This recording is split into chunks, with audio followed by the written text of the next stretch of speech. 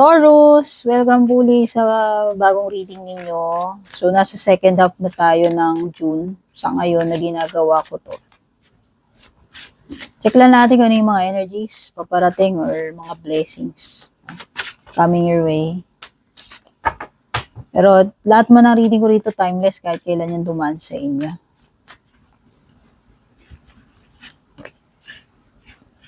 Introspection, ano to? Synchronicity.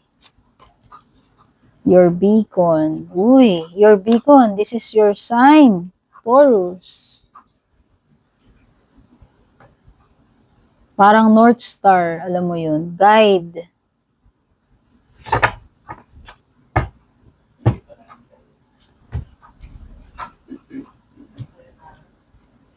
Maybe ito na yung sign na hinihintay mo, no? Kasi lumitaw ang beacon card.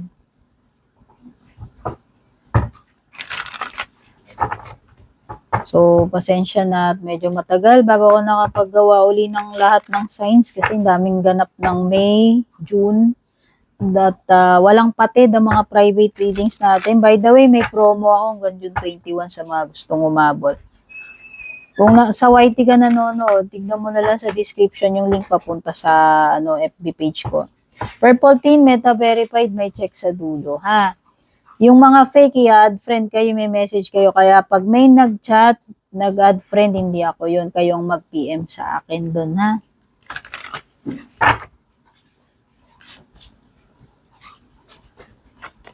Marami kasing impostor na ginagaya yung page ko.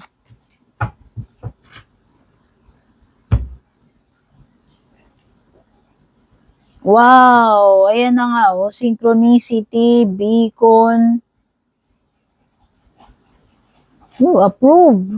Oh, baka ito na yung hinihintay mo na approval. Ano ba to? Loan? Anong klaseng approval to? Basta, merong paparating na confirmation sa'yo. Sabi ko nga, ito na yung sign. Ito na yung go signal. Ito na yung magkakaroon ka ng clarity, answer, kaliwanagan tungkol sa isang bagay na hinihintay mo. Okay, so itong dalawang cards na to, para magka-relate naman sila. So ito yung pagkakaroon ng sacred space, Taurus. A sacred space wherein magkakaroon ka ng peace, quiet, magkakaroon ka ng privacy. Ayan, no? Kasi magkakaroon ka, dito parang gusto mo, parang hermit mode, parang inner reflection. Ayan.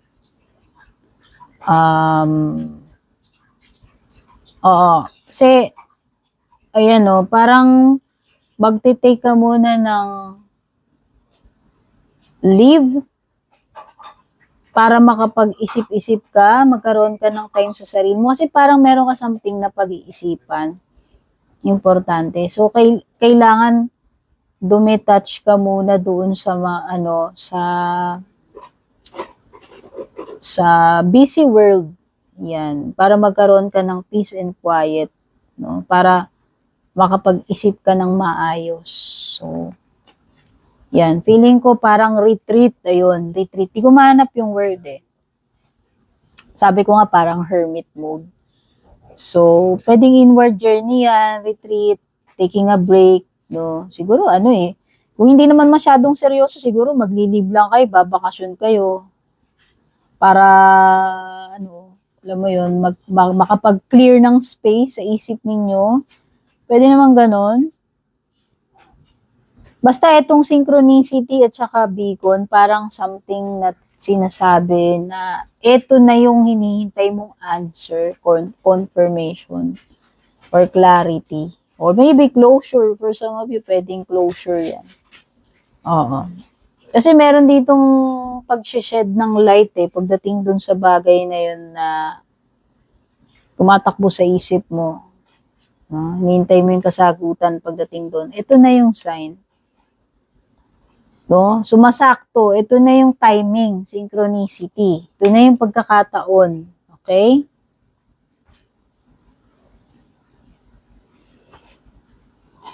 O, yung iba sa inyo, sabi ko nga, something related sa application approval. Baka ito na yung hinihintay mong approval, 'di ba? Doon sa application mo. Ayan, nagkaroon ka dito ng nagtiwala ka lang, naghintay ka. So, ito na yung divine timing na sinasabi. Kasi naghintay ka patiently, hindi ka nawalan ng faith dito sa bagay na to. Siguro pinagpipray mo to, maybe. Maybe ito na talaga yung pinagpipray mong mangyari, pinagpipray mo na approval, pinihintay mong confirmation. So, nagtiwala ka lang talaga sa divine, nagpray ka lang, ginawa mo yung mga necessary steps hanggang dumating na yan. Ayan na yung sign. Okay. Pwedeng iba may kinalaman sa healing. O, halimbawa, healing mo, healing ng family member, pwedeng healing ng connection or relationship. No? So, wow, nakikita ko dahil parang merong mabibigyan ka ng go signal dito, mabibigyan ka ng confirmation approval, gaganahan ka. Ayan o.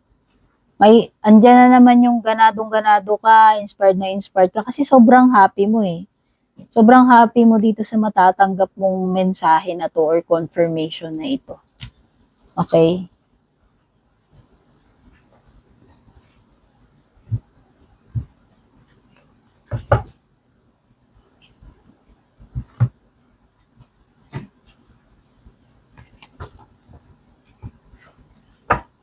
Wala na tayo ng mga tarot cards.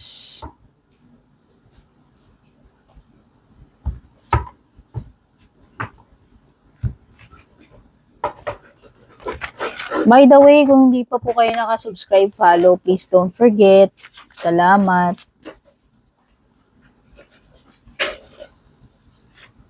Malaking tulong suporta na po yan sa akin.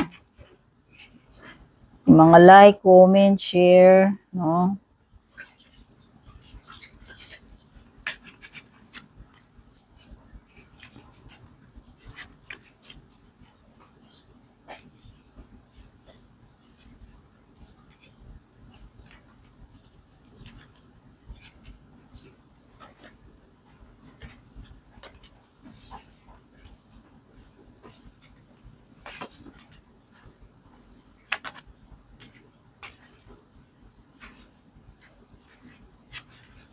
Ayan. So,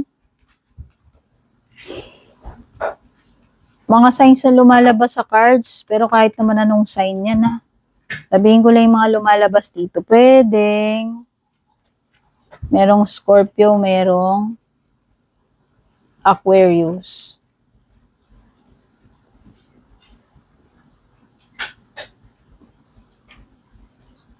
Ay, wow! Ito na talaga yung big break opportunity na hinihintay mo. Bongga.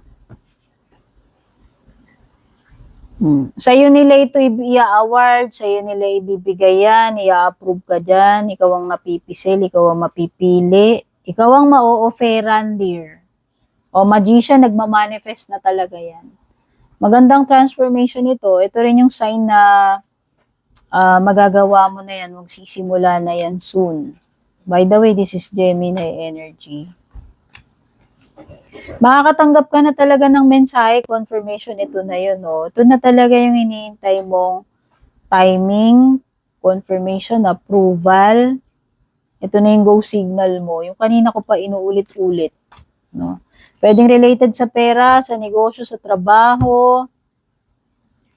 Ayan na nga, andyan ang offer. Yan nga yung pwedeng magsimula ka na dyan. Baka nga mamaya pirmahan na yan, di ba? Kontrata na. Wow, merong wish come true para sa'yo. At saka beacon kung beacon, liwanag. Ayan o. Wow. Parehong star yan, dear. Ang star is a symbol ng hope. Wish come true. A star is a symbol ng confirmation. Ito na talaga yung moment. Saktong-sakto sa synchronicity. Ayan, sabi ko nga eh. No? Ito na talaga yung pagkakataon na yun. Ito yung sign na, na hinihintay mo eh, yung star card at saka yung beacon na yan. So, ito na yun. Ano man talaga yung hinihintay mo, andyan na mapapasa sa'yo na yan, makakapagsimula na, mangyayari na. O, manifesting na yan eh, with the magician. Diba? Sabi ko nga, pwedeng related sa pera, sa career, sa negosyo. So, good. Andyan ang opportunity, andyan nga yung simula, kontrata, pirmahan na, andyan yung mapapasayo na yung hinihintay mo. Magi-start ka na. So, wala akong nakikitang problema rito, ano? Oh, ito yung ito yung opportunity na natenga or na-deny before sa'yo, Taurus. Ito yung ginawa mo nung una na hindi ka nag-succeed, hindi nakuha, hindi binigay sa'yo. Pero ngayon, ibinibigay na yan sa'yo. Kasi ngayon yung tamang timing para sa'yo ngayon yan. Siguro before, hindi talaga hindi talaga siya tugma sa'yo nung una eh. O, diba? Sabi ko nga, ayan yung go signal, start, no? It's happening. Nung una, hindi mo nakuha yan. Hindi talaga pinagkaloob sa'yo, alam mo yun. Hindi ka nag-succeed. Pero ngayon, eto ka, na marireceive mo na yan. So, ito talaga yung para sa'yo. Yun ang ibig sabihin nun. Nung una, nagkaroon pa nga ng aberya dyan. Ayan, naging disastrous pa yan. Alam mo yun, tinibag eh. Pag tinibag ng tower, ibig sabihin, hindi in alignment, hindi talaga yun yung para sa'yo. Yung pala, meron darating, no? Baka nga ito yung talagang mas better pa nga, no? So, yan, in terms of pera, career, maganda. Tignan natin yung love life mo. Oh, actually, matatanggal pa nga yung mga blockages dito. Ayan, finally, makakalaya ka na. Yay! Ano ba to? Mga bayarin, loan, or, ano ba to? Promotion, or finally, makakaalis ka na. Noong una, na-deny yung visa mo. Alam mo yon. Oh, yung working visa mo or whatever, yung residency. Kasi something na related sa application, nakikita ko dyan eh. Sa yun eh. Kaya maraming application. So, depende kung ano na yung nagre-resonate sa'yo dyan. Ito na yun. So, congratulations, no? Para doon sa mga tumugma yan. So, yan. Kung noong una hindi ka nakapag-travel, hindi ka natuloy dyan, hindi mo nasimulan, hindi nangyari, hindi ka nag-succeed. O, yung iba pwedeng investment eh. Nung una, sablay yung pinasok ng investment. No? Hindi pumatok. Pero ngayon, eto na eh. Meron na yung approval dito eh. O baka franchise yan. Siguro nung una, laging nade-deny yung application mo doon sa franchise o kung ano man ito. Sabi ko nga, pwedeng yung iba sa visa. Ang ganda. So, love life, may person na interesado sa'yo. Uy, like ka ini-imagine nito, like ka niya naiisip, minamanifest ka nito. Minamanifest ka nito. Type ka talaga nito. Ayan Pwedeng no person, nag-umuusbong pa lang yung connection ninyo. Yan, nagbo-bloom pa lang. This is something na parang naudlot nung una eh. So, pwedeng yung iba to, parang continuation ng naudlot na connection. Something is telling with this star na ito ay may potential. No? O baka ito na yung pinagdarasal mo, hinihiling-hiling mo, finally. Wow, ang ganda nitong na to. Ito yung sign na you are about to enter a relationship or parang yun na nga nagsisimula ng umusbong yung feelings, alam mo yun.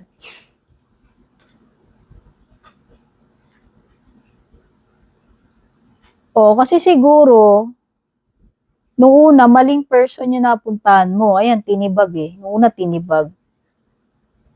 Okay? So, baka ito na yung tamang person. Ayan nga yung mga sign synchronicity, oh. Kaya kung halimbawa, nakaka-relate ka, halimbawa, merong previous person. Kasi ito parang nafe-feel ko bagong person to eh. Yung para sa'yo talaga. Siguro yung unang person, mali talaga yun. Hindi talaga yun yung para sa'yo. Kaya hindi kayo nagtagal siguro or meron ka nalaman, na-expose, tas tinibag yung relationship nyo. Siguro nag-break kayo. O, kasi pwedeng yung nagkaroon ng third party. O, hindi kasi talaga seryoso sa'yo yun. Ayan, yung previous person mo. O, hindi hindi yun yung deserve mo, ayan o. Kaya itong bagong person na to, ito na yung deserve mo to, dear. Deserve mo tong new person na to. Okay?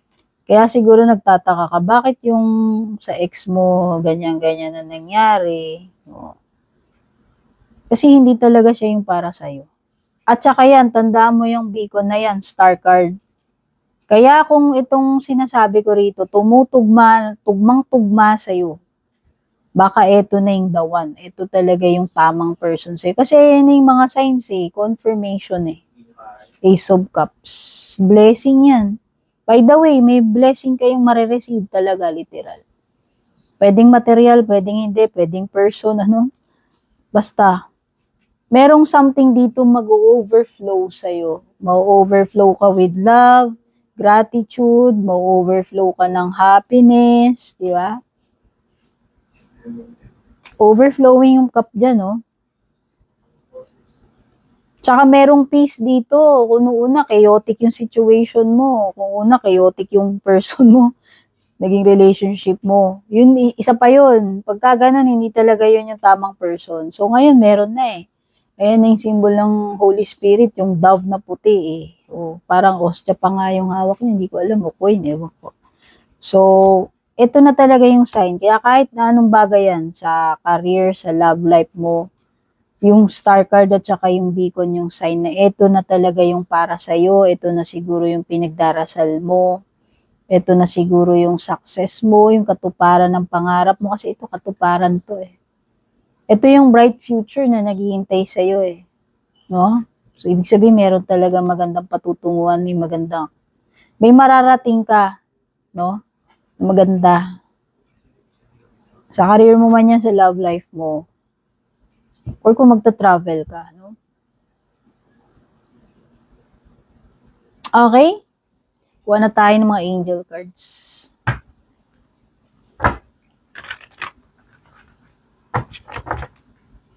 Kasi marireveal talaga dito yung totoo. Yan. Marireveal yung totoo. Titibagin yung hindi nararapat.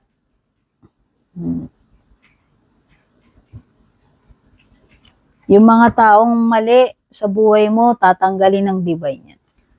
Isa-isang mag-unfold sa'yo. Yung mga peke, mga tunay na tao, matitira yung mga legit, yung mga genuine. At tatanggalin yung hindi talaga makakabuti sa'yo. Tao man yan, situation, no? So, talagang yan yung sign ng alignment. Yan talaga yung sign na yan yung nararapat sa'yo. Star card beacon. Palatandaan ko yan. Kung nangyari sa inyo to, balikan nyo ako ha. Comment nyo ako, message nyo ako.